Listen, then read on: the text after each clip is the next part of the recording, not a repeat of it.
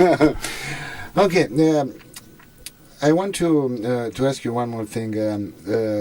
What do you think you are going to do, let's say, in 10 years from now? And if you believe that right now a new generation of great blues musicians are coming on the market, what do you think about this?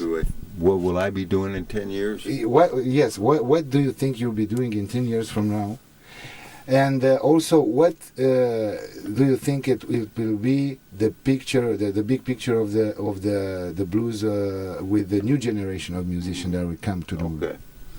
Well, 10 years from now, I hope I'm still playing. I hope I still can walk around and feel good and still be playing and still be doing what I do because I love it. And if people will still come see me, and I want to still be playing music and going all over the world and just doing what I do, man. I love what I'm doing, and if people like it and they want to come see it, then we'll be doing that, you know. And as far as a new generation of blues, you know, it's changed. People now can't have the same kind of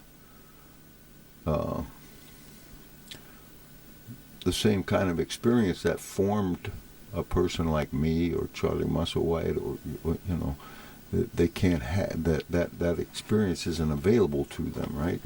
They can't go, you know, they can't, like when I first played with Muddy Waters, you know, he still had a process. He was still wearing a suit, he was standing up, you know, and he was playing at a club on the south side of Chicago, you know, and that's not there anymore. None of that's there anymore. None of those kinds of things are there anymore.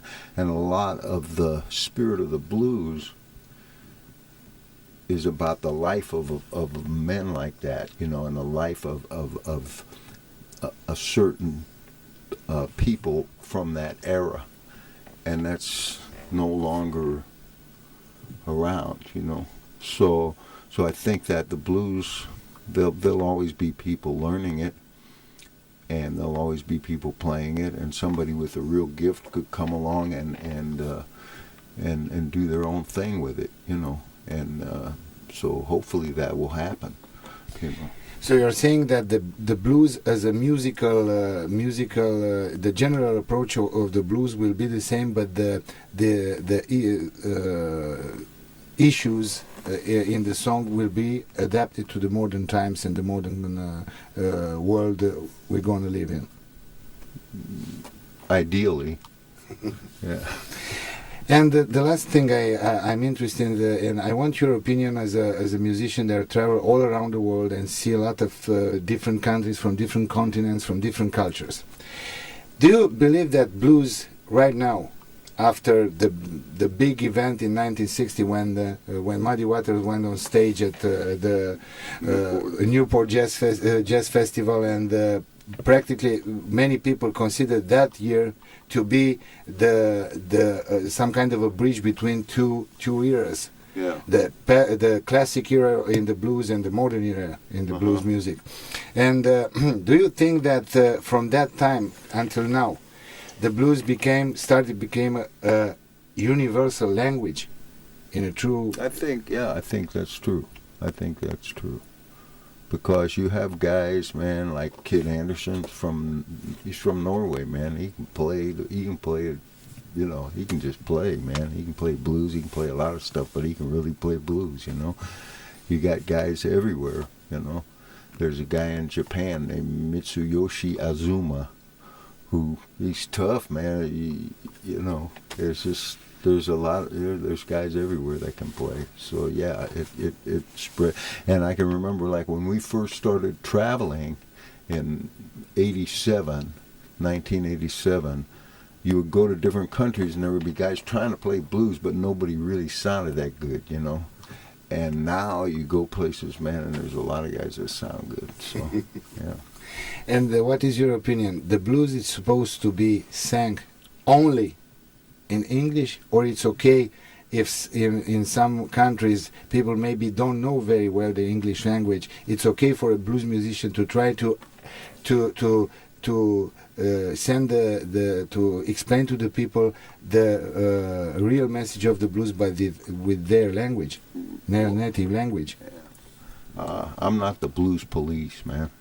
I don't, whatever works. If it works, if people respond and people like it and it works, that's great, and blues is just a word, It's music that, goes to the heart of people, and if it's working, and in other words, if it's coming out of the performer and it's moving the listener, then, whatever language it's in, whatever